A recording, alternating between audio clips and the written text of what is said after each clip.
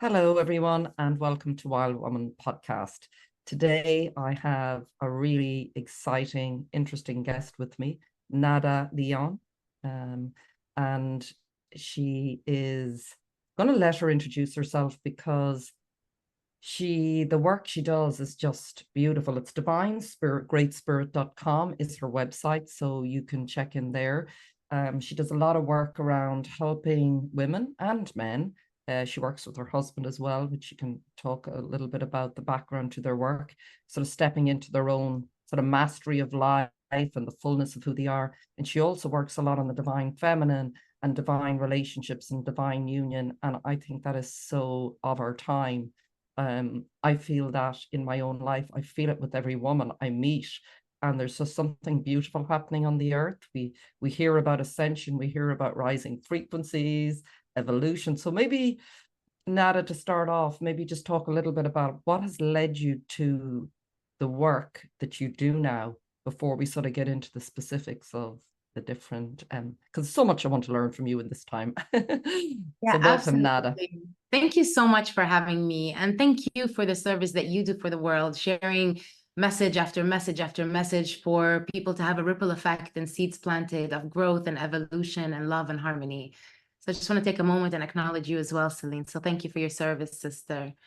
You know, when I was 14 years old, when I was younger than 14, I was always kind of spiritual, right? I always felt that I was a bit different. We call it the black sheep of the family. We were just talking about it. I decided today to call it like the light in the world. But I was always a bit different. And I never really understood what was different about me. But when I was 14, I was living in Dubai at the time. And we were duning in the desert.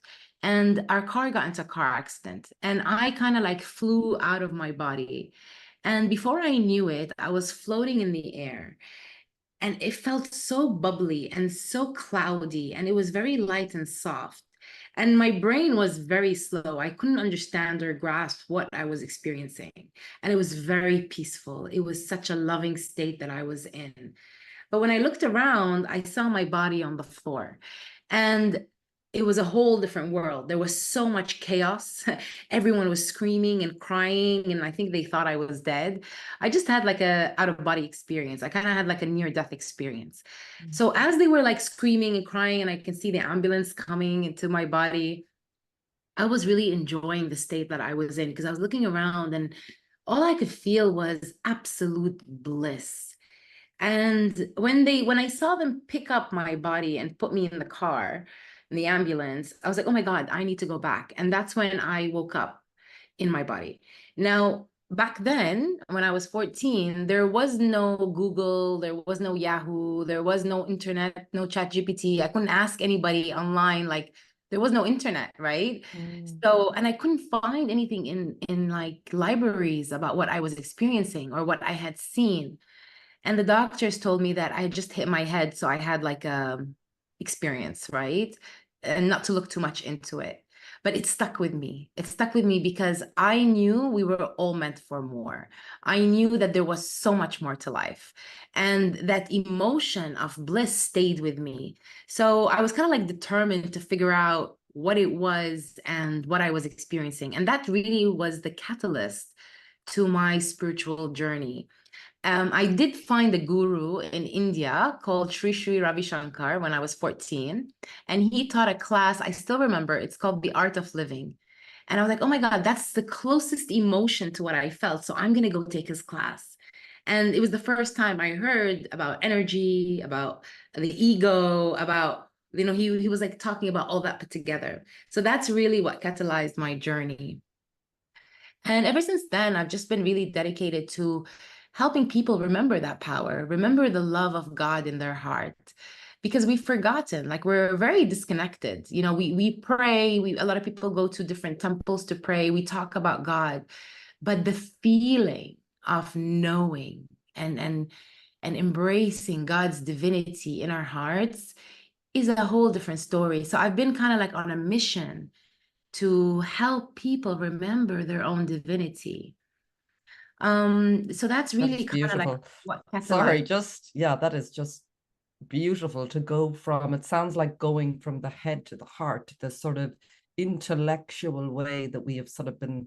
I know I grew up in a Catholic country, and I think what has happened, what I've witnessed happen here is, and maybe in many countries, we sort of threw the baby out with the bathwater, as they say, because all of this sort of, abuse, different things came out about the church, and people were rejecting all of this control.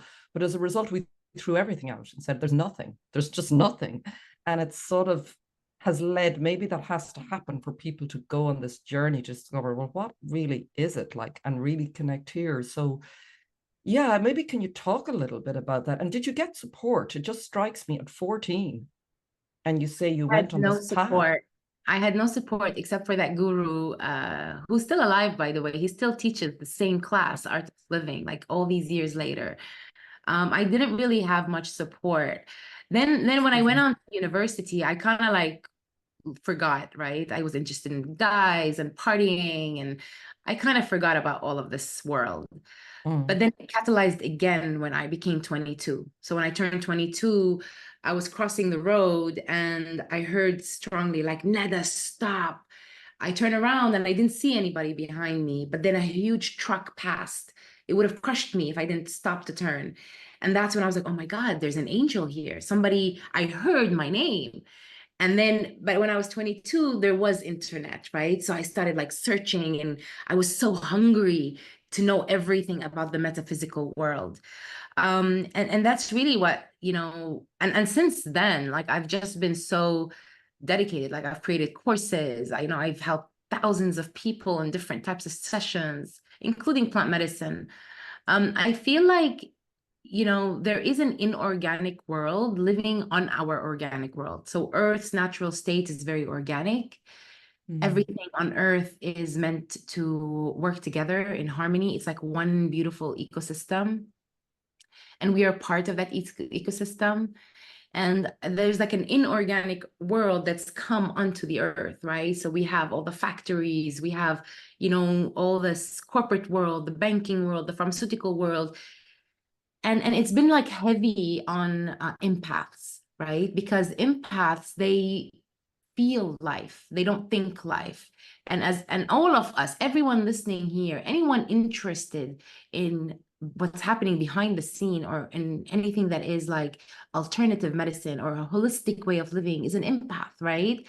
So us empaths, we found it hard to embrace the inorganic world. So what we did is we kind of shoved ourselves to the side and became inorganic until we wake up and we remember and we're like, hold on a minute, we're part of something bigger. We're not going to betray ourselves anymore, and we're going to discover who we really are, right?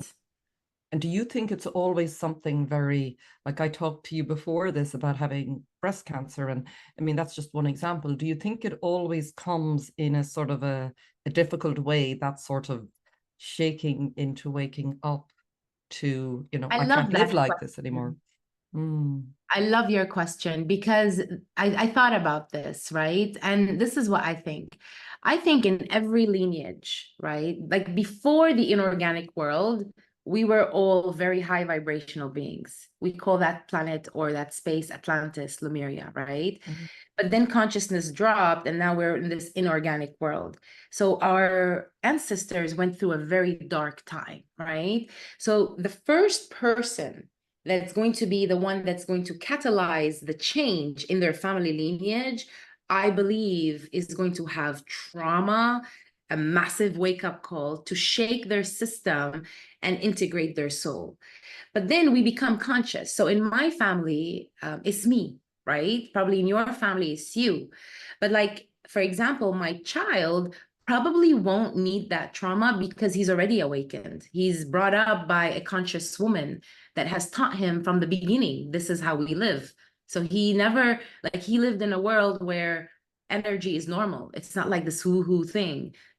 Talking to God and being one with angels is part of life, right? Blessing our food, using sage, chanting around the fire. Like he grew up like that. So I believe like in every lineage, there's that one person that is going to have that massive trauma that they need to alchemize, because they're not just alchemizing it for themselves.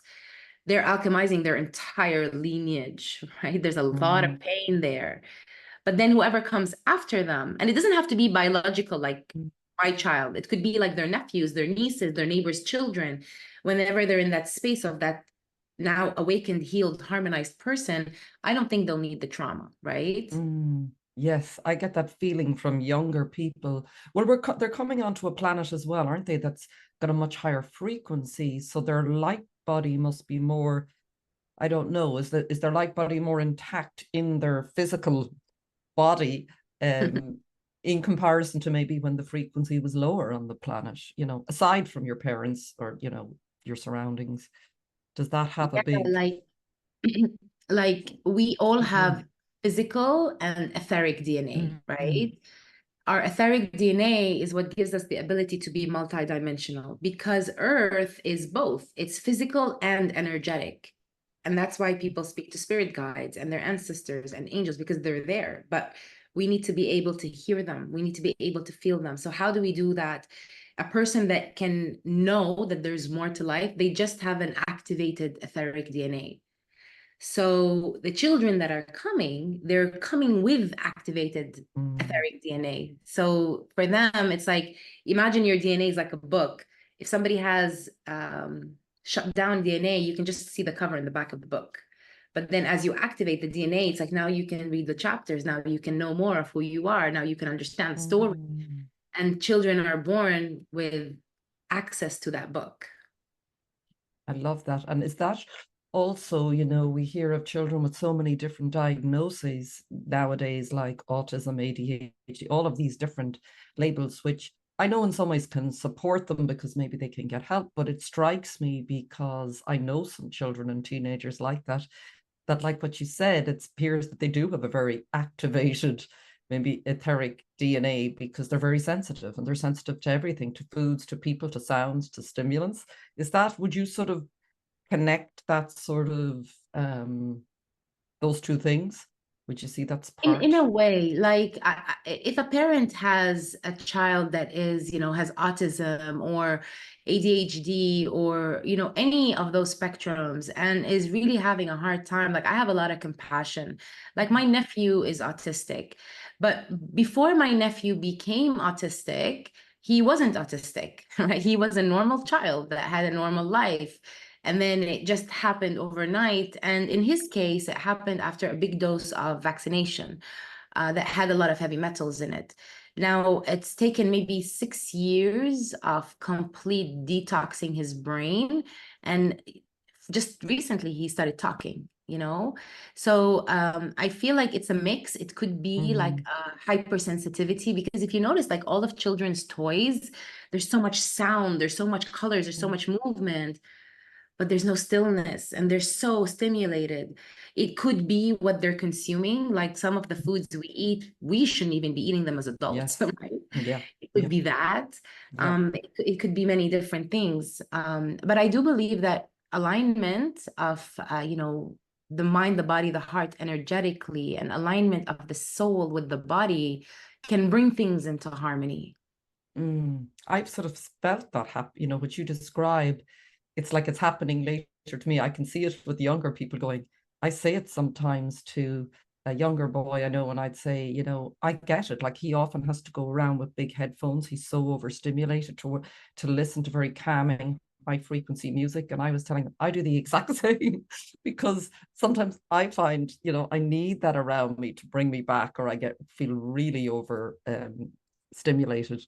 But can I ask you as well, really interesting from that? So when you described, there often being a person in a particular family who has said, okay, I'll take this role or whatever, is sort of alchemizing all of this, and it can be through illness and something difficult. Does that what I'm experiencing? So this is, I suppose, a question to you, and it might be relevant to a lot of people. As we do this, I have felt that there's a lot of like grief. I've talked about this a lot because it just feels so alive right now, that a lot of grief is passing through me and I don't even know whose it is and what it's about. And as it leaves, I can feel it when I allow it out of me. I do a lot of drumming and I've joined a lot of different sort of circles that help this. I feel like lights are going on inside me, like someone has just flicked on a switch, another switch, another switch, and I know things I didn't know. So are they, it feels like that's part of the process, is it, of that awakening or shift, or the body becoming more Is this light grief body? recent, or is this grief been going on for years? It could be grief that's gone on for years, that's mine, but sometimes it feels like it isn't mine, is the only word I can use. Maybe I'm touching into what's happening in the collective, that we're sort of, I suppose, a lot of, as more light is coming in, we're seeing more of maybe, the shadow in ourselves and in the world. So Yeah, it like it could feels like, be, yeah. Like it hmm, could be many things, like the reason why I'm asking if it's excuse me. now or if it's always been that case, because I know that as a collective on the planet right now, God consciousness is available. Like, what am I saying by this? Like, when I was 14 and I saw a lot of things that are happening behind the scenes, the collective consciousness was sleeping. Like, when I would say angels, people be like, oh my God, you're crazy. Like, don't talk like that. But today, everyone's doing Reiki and everyone's like talking to angels. The collective is different. So now the collective of God consciousness is available for humanity to access and embody. So what's happening is there is a lot of ego death happening. So there's a lot of grief. There's a lot of forgiveness. There's a lot of shedding of who you thought you were for you to actually become who you think you become. That could be an element of it, you know? Mm, mm. Okay. No, that's really interesting. And can we just, yeah, and I think it is all of what you're saying. It's very interesting. And every time I feel it's all happening simultaneously. There's sort of this, wait, I But you mean, want to make sure you're not purging for others, because the thing is, like, everything has two sides, right? So every coin has two sides. Like, even if you look at a snake, like the venom of a snake can actually kill a person, or mhm, you can use it to make medicine, right? mm, And as empaths, we are not taught how to use our skills, and they're actually power skills. So what we do, because we were brought up in communities that people didn't understand we were empaths, we learned to become sponges where we suck everything in. And the only reason we do that is to protect ourselves. Like, if we take on all the pain, then they won't inflict it on us. But the superpower of an empath isn't to take on people's pain, even though they can take it and alchemize it. We're like used to it, right? We've been doing it our whole life. The superpower of an empath is actually to flip the coin, which is to become the light in the room, because you can either absorb it all, alchemize it in your body, or you can become the light and alchemize whatever is happening in the room through your own light. That's the mm. superpower of an empath. Wow. And is it a big question to ask you how you do that? Is it just sort of consciously sort of directing it out, or sort of picturing that or visualizing it? How do you Yeah. do that? Like, Is that I really struggled with this in the beginning because I would take on a lot of people's energies and I was very mm, sensitive. What helped me turn the coin and become the person that actually alchemizes the room when I step in is to know myself. Because a lot of empaths, we have self-worth issues, we have self-doubt, we feel guilty, we question ourselves a lot.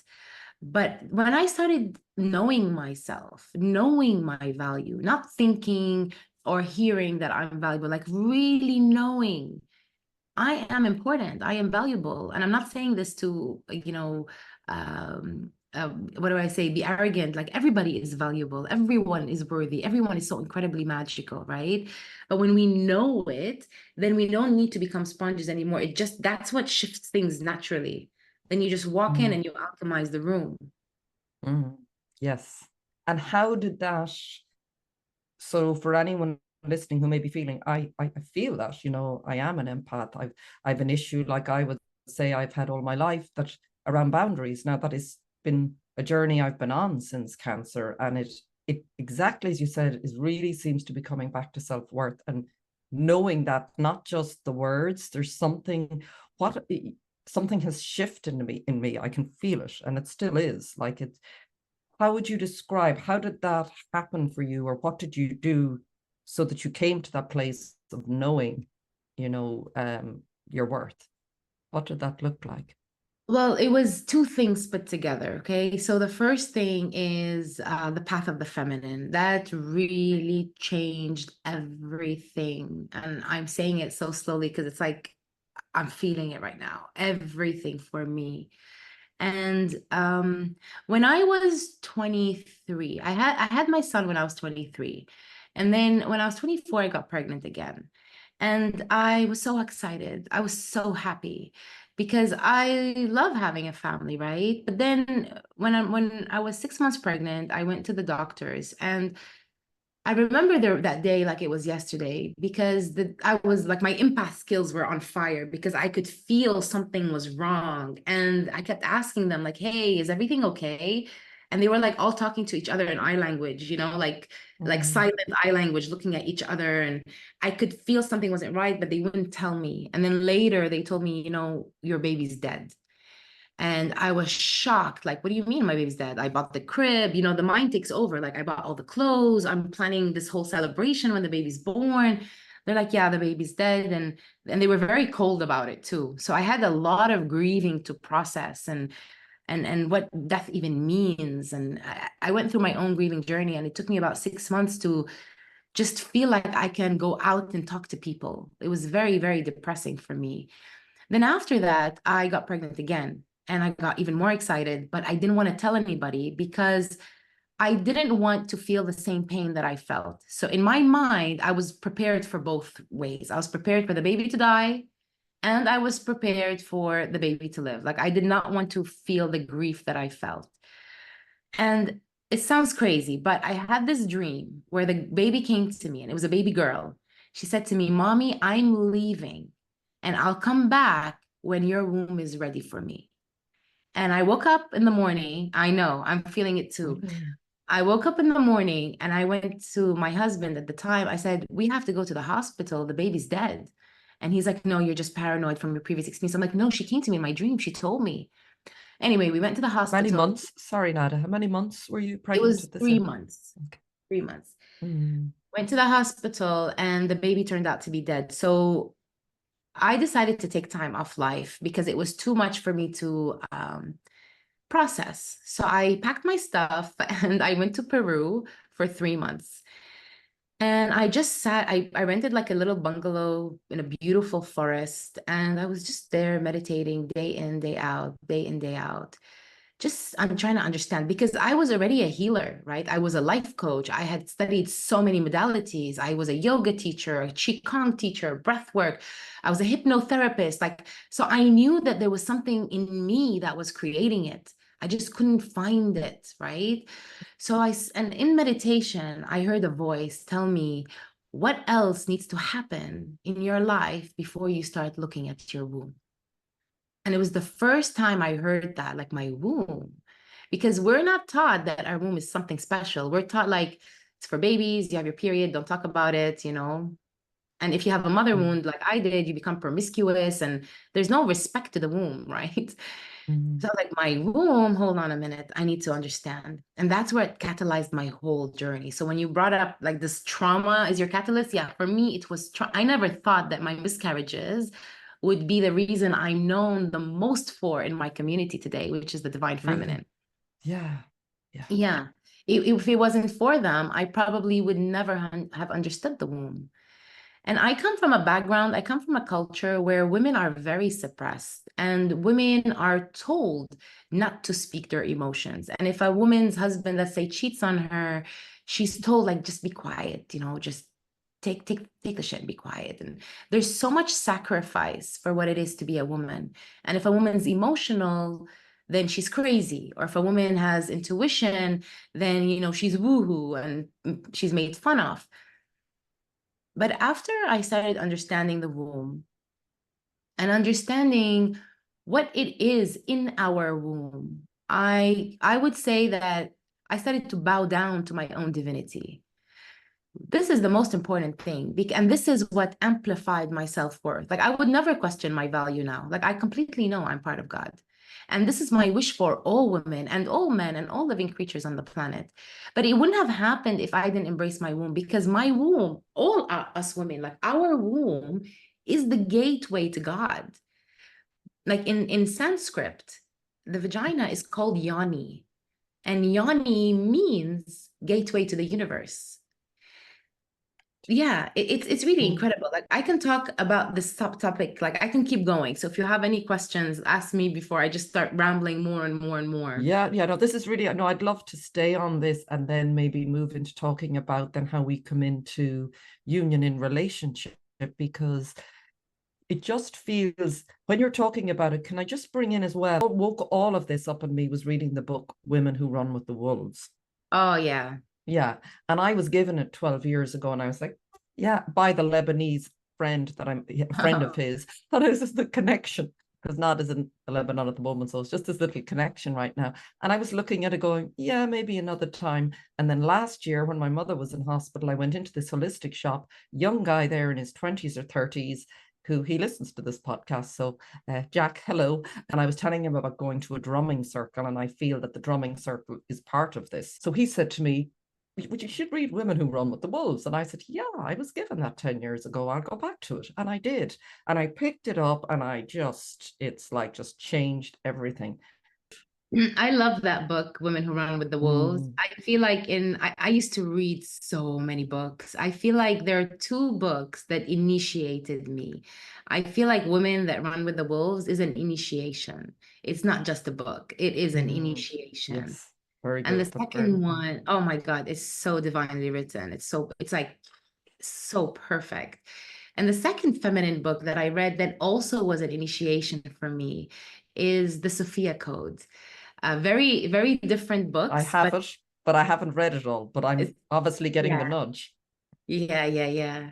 I feel like it's inevitable for every woman that is on the path of pro-self-development, any type of holistic healing, any type of spirituality, any type of shamanism, any type of like, I want to get better.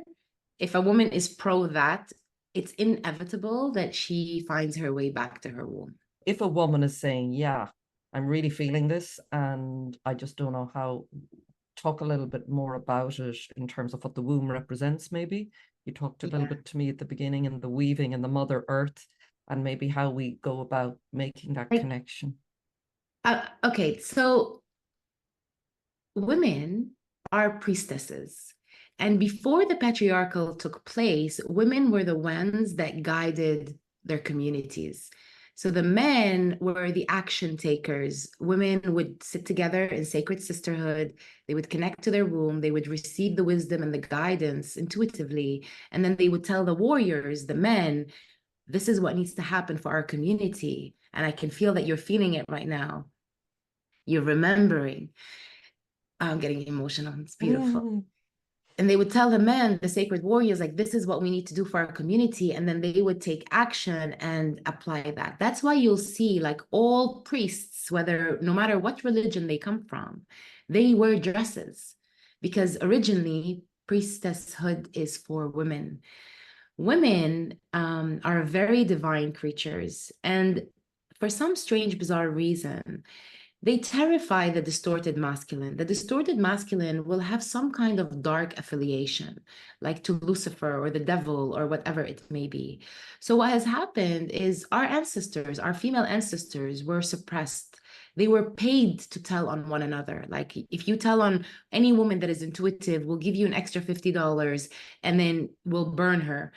So women got burned. Women were taught to be separated from each other. The sisterhood was broken. And women started telling their children to stay quiet, like don't be intuitive, don't speak your emotions so they can protect them. So what happened is women went into massive suppression.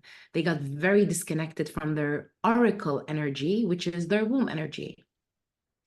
Now we are waking up. So when I heard that message, like what else needs to happen before you look at your womb, all this remembrance came back. Like I'm sharing with you a story and your whole body was like, oh my God, I remember this because you lived it. Your ancestors lived it.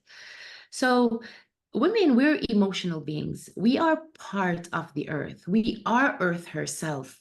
That's why we have all the emotions. We're not like men. We are spring, we're chirpy, we're happy, we're like summer, we want to get everything done and we have so much energy. Then we're autumn, we want to sit with ourselves and just be isolated, maybe read a book, drink some tea. And we're a storm. We can become very chaotic with our emotions. But chaos isn't bad because every storm brings spring. So when we are in our chaotic emotions, we are actually bringing alignment to the planet, because a woman is only chaotic when she's witnessing her husband, her friend, something in her reality that is being completely out of alignment. So she shakes things up through her emotions. So the storm is actually very healthy. Now, because we're emotional beings, we have to embrace our emotions. We can't suppress them anymore. And a lot of us women, we don't know the worth of our voice. Like us saying, I need this, I want this is mine, this isn't mine, I want to do this, I want to do that. Like we suppress ourselves. We're worried, like, are we too much? Are we too little? What will people think of me? Maybe I should just be in the background, right? So healing that voice is very, very, very important. So what did I do to get to where I am today, where I've helped thousands of women? Number one, I started to realize that my biggest pain point was my mother wound. And once I acknowledged that, I started to realize that every woman has one. I wasn't alone, which made me kind of feel good because I thought I was Mhm. alone in it. You know, when women don't teach their daughters how to live in a healthy feminine life, when women don't teach their daughters how to be nourished, how to be nurtured emotionally, when women expect their daughters to become their own mothers, so the daughter is the mother of the mother, Mm. when women don't teach their daughters how to respect their menstruation and really how to live as a priestess, the girl grows up with massive abandonment issues, and I was one of them. And she also grows up with a fear of being herself, so there's lack of authenticity. She grows up becoming very masculine, but most importantly is she grows up with a lot of doubt of who she is. So I started with healing my mother wound. It's so many Can I layers. just, sorry, just one quick thing there when you say that, is that not probably the case for nearly every woman? Because, and no Yeah. criticism of mothers, because they obviously experience the same, I suppose. I mean, I could very definitely say I have a mother wound, but I may not have looked at it in the way that you, definitely abandonment, but maybe that my mother, was brought up in the same type of society like what you described, that sort of, so it seems like, Yeah. is this only beginning to happen now in the world that, Like this is that's the thing. Like I thought that mm, I had such a severe mother wound and mm, I went on the process of healing it. But then, I started getting all these clients where I would tell them, like, listen, we need to heal your mother wound. And I realized, like you just said, that every single woman has it. Just like every single woman is disconnected from her cervix, which is a topic we'll talk about in a bit, every woman has a mother wound. That's the beginning of healing the feminine. Because inside our hearts, it's not the unworthiness, it's not the abandonment, it's not the lack of self-worth. If you go deeper into it, it's the betrayal. The betrayal where you didn't teach me better, where you did not stand by me, where you did not hold me when I needed you. So that's the feminine betrayal that goes back to you told on me and I got burnt. You told on my daughter. Like, so you see what I mean? okay, The yes, betrayal is in our okay, DNA. yes. Do we carry all Yeah, of this? I think this is quite new as well. All of the ancestral, she said, trauma, it's everything. all in the DNA. So when people say things, this is what always strikes me, are inherited, like illnesses and genetic. To me, that is what they're saying, is that this, am I right in saying that these patterns and traumas are inherited, are actually passed down, but as a result, they alter our DNA because, the genetic, what is going on in, I think you're frozen there. Do you know what I mean? Is that sort Everything. of how that sort of manifests then? And that is a chapter in the book. This has happened to the feminine in all our lineages. This isn't just my lineage. This isn't just Celine's lineage. Mm-hmm. This is the lineage of all women. This has Okay. happened. So this is a chapter in the book. Whether a woman has access to the chapter or not is a different story, but the chapter is there. So it can trigger women into react in different ways in relationships or in life Yes. because she hasn't opened that book and released that betrayal, forgiven that path, and decided, hey, that's not going to be my future. That's the past. Okay, I feel it, I let it go. But this is not going to be the story of my future and every single person that comes after me, right? It's so This is, powerful. Sorry, thank you for that. Is so powerful because I had no idea that that wound was, and I'm sure many listening will be, wow, the same. Like it's not just the specific mother relationship you have. You're talking about it on a much greater. Okay, yeah, I yeah, get that. it is. Yeah. And once we heal the mother wound, right? And for every woman, it will look very different. Like I've been working with women for like, gosh, no, 15 years.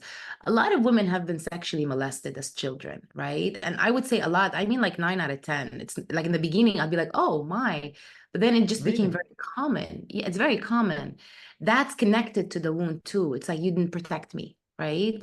So after the mother wound is healed, then it's very easy to move on with the others. The second one is to know your self standards, right? We're not pushovers, we're not doormats, we're not too much. We are pivotal for the existence of life. Our whole species won't exist if we don't have a womb. So it's time that we stop excusing our own existence and claiming respect with our presence. It's a whole different ballgame. So having standards and sticking to these standards and respecting ourselves as women, respecting our voices, respecting our desires, and truly honoring ourselves and the women around us. That would be the next step, right? Mm, mm. I find that really interesting too because I'm noticing it as well in more circles I'm in where women, and I'm really blown away by this, we're collaborating. That world of competing has just sort of disappeared for me. I can't even, which is lovely to be able to say it. I think I said it to a woman the other day. I said, I can't even connect. What would you be competing with? Like, it's just, it doesn't even, it's not even in my, it really isn't. I don't just say that, I feel it. Like, I just want to collaborate with other women. And I think that is that sort of the weaving together that you talk about. So when we've healed the mother wound, is that where we really connect with the womb? So when you say when we've healed the mother wound, we're very sort of connected then to who we are, and knowing who That's we the are. first layer because Yeah. the womb, if you look at the womb physically, and this is for women that have a physical womb, but even if a woman has had a hysterectomy or whatever, um, energetically, she still has a womb, right? If you look at the womb, so you have the womb starts with the breasts. So you have, because the Mm, feminine energy, so it's kind of like the Fibonacci spiral. You have the breasts that goes down to the pubic bone, into the yoni lips, up through the canal. Then you have the cervix, then you have the ovaries and the uterus. So when I'm talking mm, about the womb, I'm talking about the whole thing, right? okay. Yes. Okay. Yeah, so our hearts are directly connected to our cervix because our cervix takes the energy of our womb up into our throat through the heart. So if the heart is closed and blocked with the betrayal of the feminine, then women would be more tend to compare themselves to other women, to judge other women, to need to shame other women. So that energy won't be able to flow. So once Mm, we release that betrayal and we heal that, then it will be very easy to start working with the womb. What I would say is like these are literally the steps, right? I'm going to give them to you in linear steps. But again, it's like the iceberg, right? Because an iceberg, we're just talking about the top, but it's going to go deep. The first thing is we have to clear our womb energy. And I love to do it in a shamanic way that I've created because I tackle every single area of what the womb holds. A lot of women that don't know their self-worth, they become very promiscuous in their teenage years. And I was one of them. So there's a lot of sexual energy that does not belong to us inside our bodies. Now, even though a man is not physically present with a woman anymore, energetically, he's still connected to her because a woman's womb is like a battery. And imagine you have this battery that never ends of energy and you have plugged so many things into it. So mm, that energy is being siphoned somehow, especially if women have been molested as children. That's a big thing that's stuck in the womb. There's a lot of trauma there. And if a woman has been with an abusive husband or abusive man, or if she's gay and she's been with an abusive woman, or, she's just been treated like a doormat, which a lot of women have, that's all stored in the womb, right?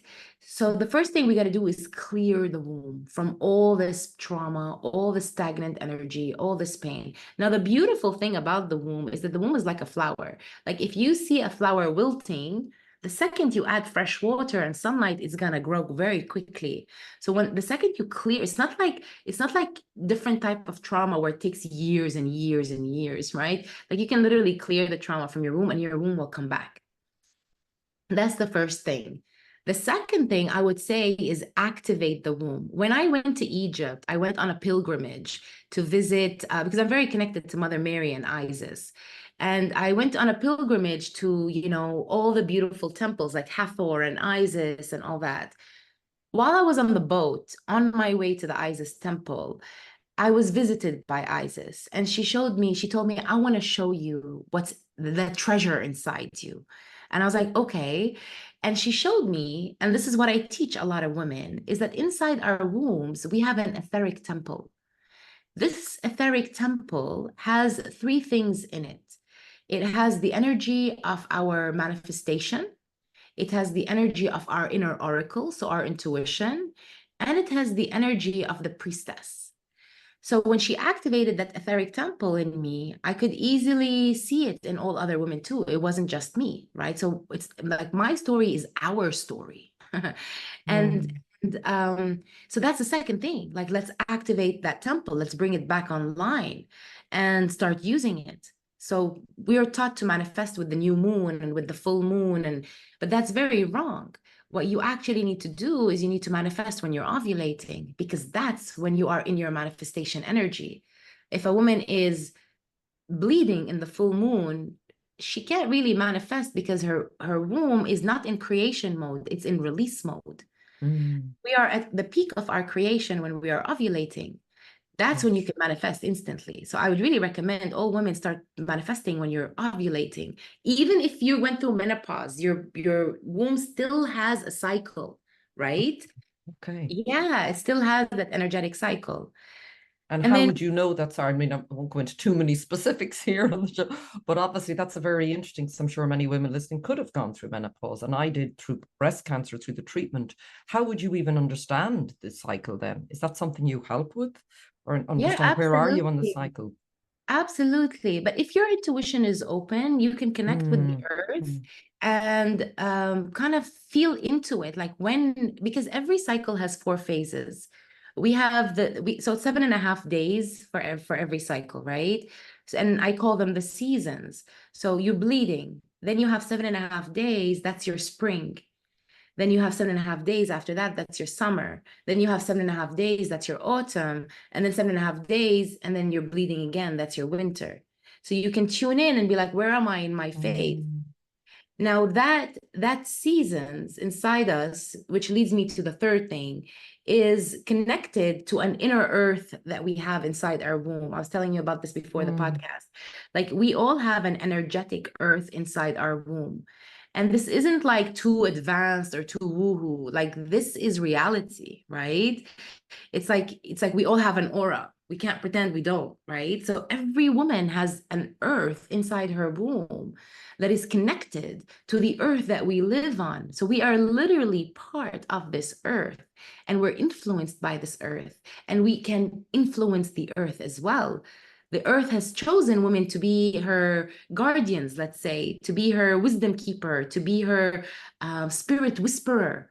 So it's so important to reconnect to that earth, bring it back to life, make that earth thrive inside us. Because if a woman has a stagnant womb or a depressed womb or a silent womb, then that earth is also depressed, silent, and, invisible. Then, her whole world will be that. Like, our world is a reflection, it's a mirror of the energy inside our wombs, right? So to do a recap for my own brain, like womb clearing, womb activation of the womb temple, and aligning the seasons to the seasons of the earth and awakening that inner earth. Like, a lot of people think that the feminine is about dancing and yoni eggs and yoni steams, and it's amazing. Like, I love those. Like, put me around the fire and let me chant with a drum naked. I'm in. Call me. Yeah, I'll be there. Like, that's so much fun. But that's not what the feminine is really all about. The feminine is about power. It's about passion. It's about purpose. It's about, you know, realigning ourselves to our true identity, which are divine beacons of everything on the planet. Yeah, it feels like sort of antennae or something, like as you said, and I'm going to move on to as well. So when a woman has done this work that you've sort of outlined and people can find out more, I heard you talk about then they become magnetic. And in relationship, the man, this was very interesting. I never heard of it spoken in this way. Men are more electric and we're electromagnetic. I think we all sort of know that. So this is, and whether you're gay or straight or whatever, it doesn't really matter. It's this energy really in each of us. Is that how, maybe talk a little bit about that? I've done all this work on myself and I'm feeling really good. How do I then sort of move into a relationship with someone? Can you That's a talk about very that? important question. I want to share with you and for the men listening, okay? And the women, if you have boys, like the feminine is in everybody. Like we have wombs. So I'm talking about the menstruation and all of that. But even for men, their gateway to their power is through their own feminine, because the feminine is the emotional element of who we are. And men are disconnected from their emotions because they have a different wound. They have a father wound, which is don't be emotional, don't speak your emotions, don't cry, you're weak, you're not a man. So it's either he's emotional or he has honor as a man, right? And that's their journey of masculine healing.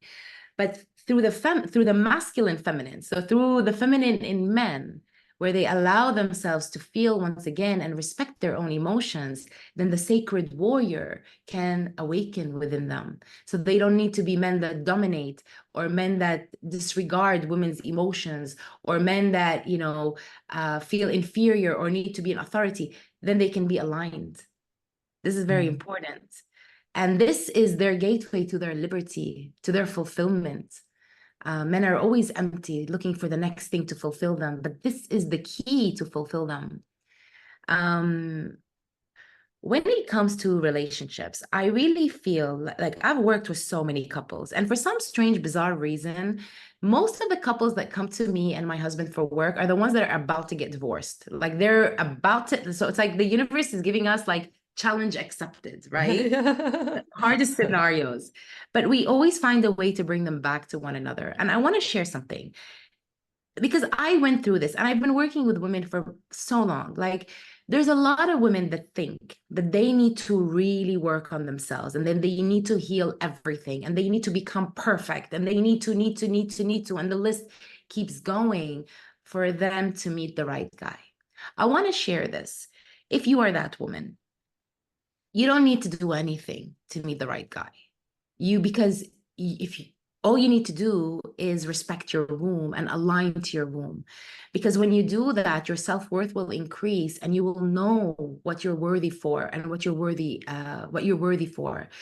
Like you don't need to change yourself to be loved. You are already loved. You don't need to fix who you are. You're already perfect. This is the biggest part of the feminine wound. Like we're not enough. You are more than enough. And every single woman deserves to have a guy that's going to walk into her life or the guy in her life update and treat her like a freaking goddess. Because in reality, this is what we are. We are priestesses. We are goddesses. Now, if you do the work, is good because the clearer we are with ourselves, the clearer we can be with others. The deeper we go with ourselves, the deeper we can go with others. And what do women want? Women want depth in relationships. Women want a soulful connection. We crave for like something really deep. Relationships, there's so many types of relationships. Like you have karmic relationships, you have soulmate relationships, you have twin flame relationships. But the new thing, or like what's available now on the planet, starting maybe like 7-8 years ago, it became available on the planet, is the divine union, which is you don't have karma to heal. You don't have triggers or buttons to push. on each other. You don't like, obviously there will always be growth, there will always be healing, because we are on this path of evolution, but it's done easy. It's done with friendship. It's done with commitment and loyalty, with respect and trust. It's done with friendship. And that divine union is you actually meeting you in a man, right? So he is your counterpart, your exact mirror. I'm meeting more people, men and women like that, which I wouldn't have expected, you know, people in the most unexpected circumstances, and they start talking about it. Like, wow, I would never have seen that. So it obviously is. So that's why you're saying that is available now. The people have just been sort of, men and women have been sort of doing this work unbeknownst maybe to them. And then when they meet a partner, a potential partner, they've sort of healed a lot of that. So they can come in and create something new. Is it, as opposed to, is the twin, sorry, my point being, I suppose, is the twin flame often a karmic relationship? Like Or is twin flame, there's a lot of chaos that happens. Like in the beginning, it's like, oh my God, you're my person. But then there's a lot of chaos because they are healing through each other through chaos. With divine union, it's you kind of like heal each other through your love for one another. You heal each other through because you've done the work and he's done the work. So you're both in that depth, you're both in that alignment, you're both in that awareness. Yes. So there's more of a communion and dedication. There is that level of awareness that like God has assigned me to you, therefore I will honor and respect my role, right? It's a different level of consciousness. Yes. When a woman embraces her womb energy, she awakens that priestessness inside her. And that priestessness inside her is going to be a direct match to the sacred warrior. Remember, I started in the beginning to tell you how we used to live. Now, that is a divine union. It is the sacred warrior alongside the high priestess, designing and creating and embracing God's spirit in life through life together. Wow. And what will our world look like when more of us do this and the next generation do it? I mean, for me, that would be like the goal, right? For us to come back into harmony. Because when more couples do this, we are anchoring a new consciousness on the planet.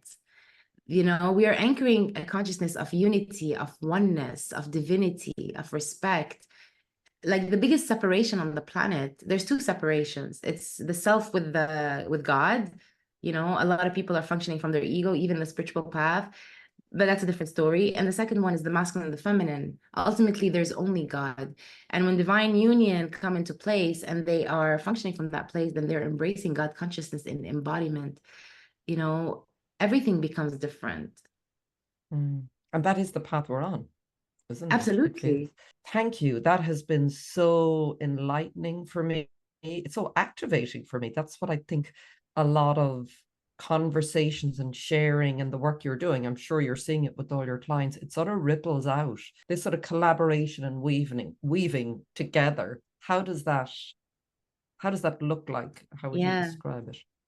Like everything on earth is made up of energy. Like even you, me, the laptop, there has to be an energetic blueprint for it to exist, right? On an energetic level, women are the weavers of consciousness, when men are the seeders of consciousness. So what does that mean? This is why if we're going to take care of one part of our body, it should be our sacral.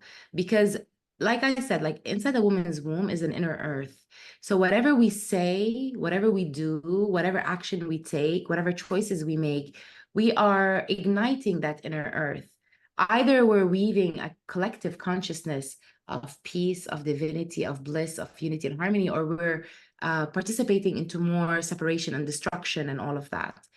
Same thing with men. Like men really got to stop watching porn. They really got to get out of that world, and they've got to start honoring and respecting their own lingam, right? They got to respect their own sacral energy. And they are the seeders of consciousness. So wherever they go, they are penetrating life with that energy. And they are literally putting in energetic seeds everywhere they go. So this is why, you know, it's so important, because together, that's what the women used to do. They would sit, anchor with their inner earth, bring in the messages, sing the harmonics of the new earth, right? Or whatever they are designing for their community. And through that chanting, they would then give the sacred warriors, then the men would go and seed that consciousness on the planet for it to come into fruition in the physical. But through action, through building, through creating, is that sort of in that sort of physical? Yeah, it will be both for men, because them walking on the planet, they are already seeding. Okay. We are weaving, we are like designing the blueprint, and they're actually seeding it. But then action brings it into the physical form. Yeah. Yeah, that is beautiful. That is so beautiful. Thank you so much, Nada. That has been just yeah, a beautiful weaving together. And that, like you said, if anyone doubts it, this is something that's really blown me away since I started this podcast, is energetically the connection with every single guest. Like with you, I can feel.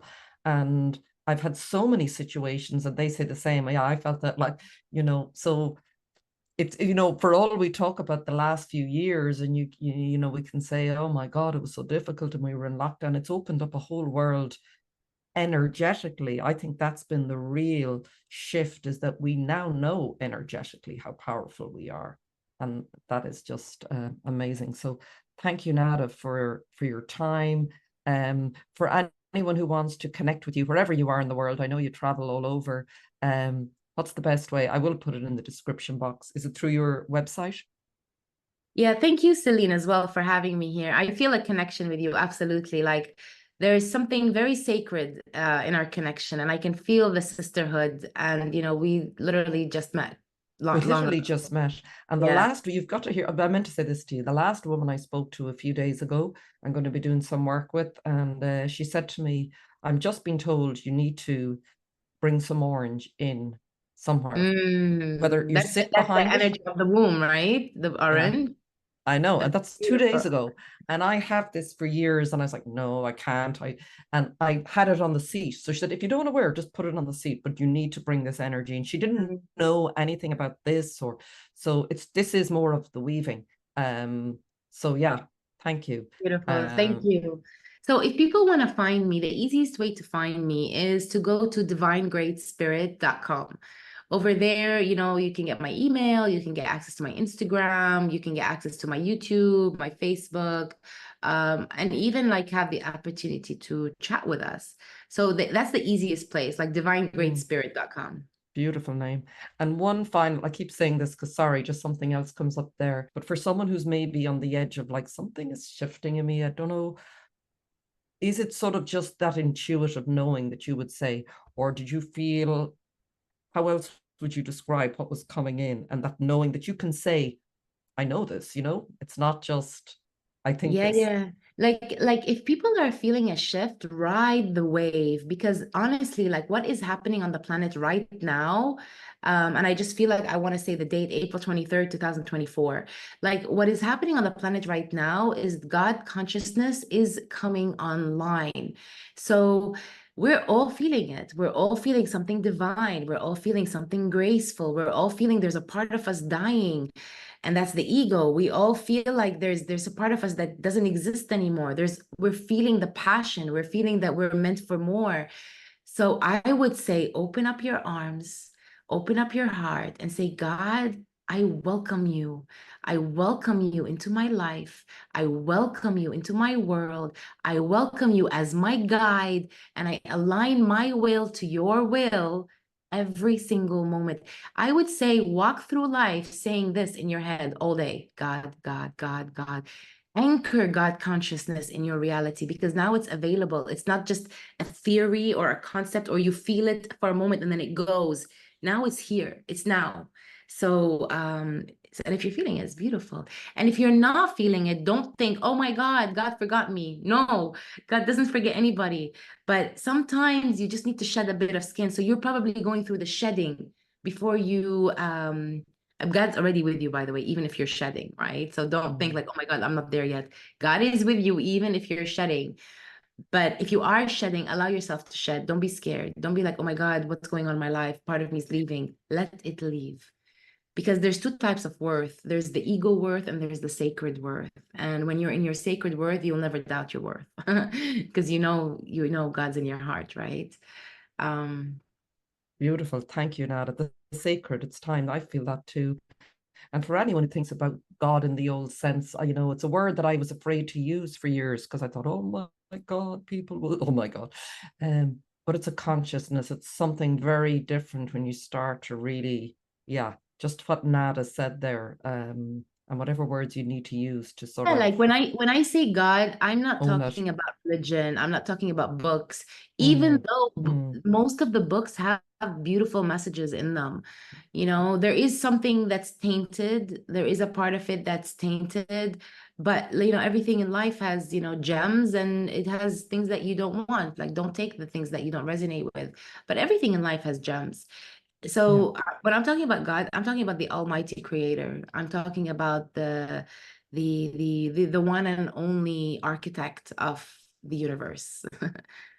Which is partly, it is in us. Yeah, Yes. absolutely. I wrote a Absolutely. poem called The Architect, and it came from my study of astrology, Really? and I didn't know when I wrote it that that is really what it was saying. Yeah, we're the Love to see divine. it. Yeah, I'll Send share it it. to I me. read it out on another. I'll send it to you. It came to me just like anything I write comes that way to me, and it was basically, yeah, that we are the architect. Yeah, Yeah. absolutely. Thank you so much. Such gratitude to you and everybody listening and watching. I know you will enjoy. And please, you know where to find Nada now, and everything will be in the description box. Take care and lots of love till the next time. Thank you so much, Celine. God bless.